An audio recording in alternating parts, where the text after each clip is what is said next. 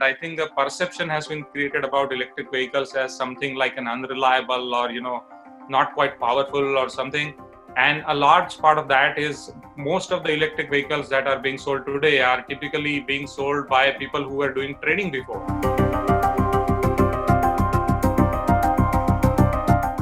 Financing industry mindset has some catching up to do. Recently, we had a lot of discussions, and one typical complaint we see from banks is that, these low speed vehicles, it is difficult to finance them because it is difficult to trace them. And we were saying, like, are you kidding me? Just license plate doesn't make it easy to trace. We have a telematic system on the vehicle. I can tell you at every minute where the vehicle is. And that still hasn't quite figured into their thinking that, with the technology, the risk picture is totally different.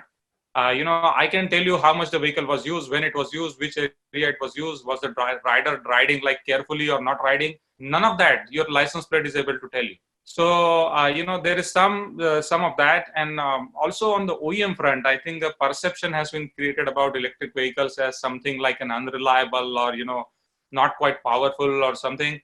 And a large part of that is most of the electric vehicles that are being sold today are typically being sold by people who were doing trading before. They're going to China, getting something or assembling. No major OEM brands have really seriously pushed into that. And, as already mentioned in case of Tata Ace.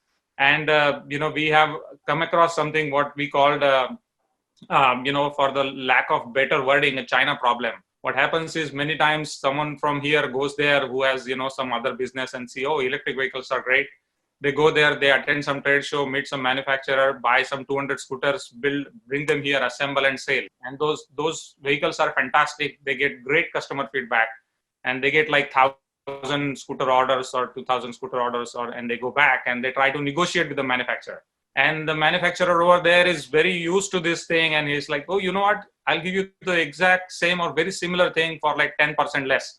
And he sells them like 1,000 or 2,000 pieces, and they bring back here, assemble, and those are much worse quality. And this guy over here goes out of business because he's like constantly become customer calls 24/7.